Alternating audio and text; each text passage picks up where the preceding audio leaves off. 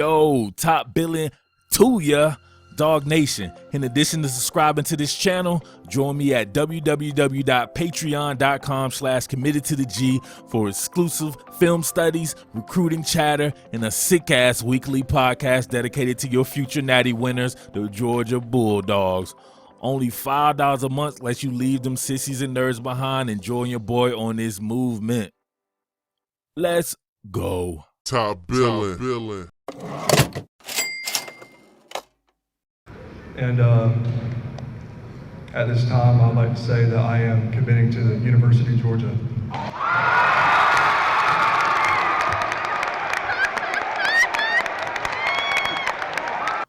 All right, top billing, you know you a freak when your head is too big for your damn Georgia cap. Dogs on top with yet another 5-star selection along the offensive line where games are won. Now, you see what it takes to compete with the best, and it's only done in the trenches. People want to know why Georgia can't hang with Alabama. It's because of that trench play. Now, I'd be remiss if I didn't give credit to the duo of both Jim Chaney and Sam Pittman. Offensive line coach Sam Pittman is like a cult leader, bringing in all these 5-star, high-level, elite offensive linemen, and he does the damn thing. But you have to give credit to one Jim Chaney as well, who is an offensive line coach at heart, done it in the NFL, but he brings the type of scheme that these offensive linemen like Clay Webb and some of these other guys want to play in. You get this guy in the film room and he's doing a bunch of zone blocking and pass protection, probably don't want to go to Georgia as much as he does playing in a smash mouth scheme in front of a bunch of elite high-level running backs and elite pro-style quarterbacks.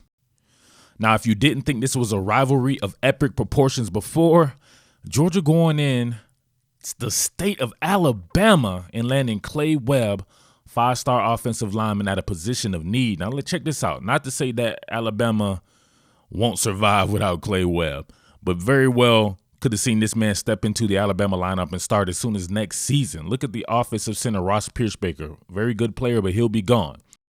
And it's hard to think of a natural replacement from him if we're talking about guys with experience. That's what I was talking about with Georgia's depth. All their offensive linemen got experience in key moments.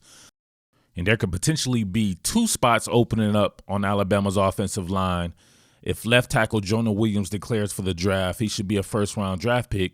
So that may bump right guard Alex Leatherwood over to the left tackle, and then you'll have to replace the right guard and the center, 2 spots that Clay Webb could play, in my opinion, right now. He could have skipped his senior season of high school and played it. The kid is that good. But at Georgia, he'll just be the second highest rated guard in the last 2 seasons, going behind Jamari Sawyer, who looks like Juggernaut from the Marvel series, lack of neck and all. Now let's take a look at Georgia's current offensive line and just how young it is. Y'all, young and productive it is.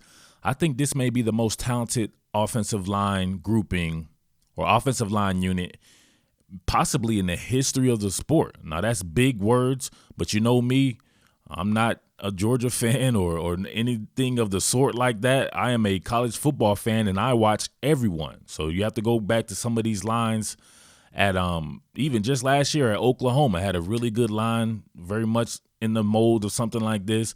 But, man, some of the Wisconsin lines under Brett Bielema, who, you know, is a hell of an offensive line guy himself. He fancies himself as the Jim Chaney or the Sam Pittman, and had both of those guys on here in Arkansas. Those guys were loaded with NFL offensive linemen. But this is unique. Check this out. You have left tackle Andrew Thomas, a true sophomore, 6'5", 320. I call him the technician. He's a future first-round draft pick in my mind. The guy can get it in with the best of them. You talk about a pure athlete and a pure technician off the chain. My opinion, the best of the offensive linemen happens to be a redshirt sophomore left guard Solomon Kenley. You rarely hear his name. He's the Quinnen Williams nullifier. Now, I will have some film on that bad boy, and you can see how those two went at it. He went at it with the very best in the country, and he held his own just like I said he would, just because, man, it's Georgia, and that's what they do. They build guys like Solomon Kenley seemingly out of nowhere. At center, now this was in the Kentucky game where I took this picture from. You had Trey Hill at center, True freshman Trey Hill, I call him the prodigy. We see what he can do. He played in the SEC championship game as well. Started at right guard actually, and he held his own against Quinnen Williams as well, and the rest of the interior defensive line at Alabama. Those guys together, that's just absolutely nasty. The most talented is probably the right guard right here, Cade Mays, who will be their future left tackle once Andrew Thomas leaves, and he can do it all. You talk about a straight club bouncer. He will get that ass up out of the club quickly, and he, to me, is a future first-round draft pick as well. Another 5-star, you got a 5-star Cade Mays. You got a 5-star Isaiah Wilson right here, the right tackle, 6'7", 350. Dude is a lawn care specialist. He will spread your herb ass on the grass like fertilizer at any given moment. You don't want to go with these guys. These power schemes that these guys run, man, they're able to do a whole bunch of different stuff. Gap schemes, man blocking schemes. They can do the zone stuff. You got good athletes there. But, man, these guys get up under your pads, and they will absolutely break your sternum. Now, that's just that. That's crazy to me. I don't see a natural way for a player like Clay Webb to get on the field next season just because everybody right there is a monster and they're all young. Now, that's disregarding Big Ben Cleveland, who was the natural starter at right guard initially this season until he got hurt. I love Big Ben like no other, but, man, I'm sorry. I can't play that guy over Cade Mays, and Big Ben is a hell of a player. And he's just as big as Cade Mays, probably maybe a little bigger. But no, I can't play him over Cade Mays. So where does a guy like Clay Webb play? Crickets? I don't know. But that just goes to show you what Georgia is doing. So think about it. You got Jamari Sawyer there. He didn't play. He was skipped over, as you see, by Cade Mays and Trey Hill, two true freshmen just like him. That is unbelievable to me that they're able to grab this guy. And you got guys on the bench like Justin Schaefer, Notori Johnson, Warren Erickson. They are absolutely loaded. Some of those guys I just named you'll see in the NFL, and they probably won't get much playing time until they're well into their redshirt junior or redshirt senior seasons. Dogs ain't on top. Dogs ain't formidable. Dogs aren't a future juggernaut. I don't know what to tell you. If you don't think that, you're just probably a hater, you know? And we don't do hating here at Top Billing Sports. So get on the channel. Let's talk real football.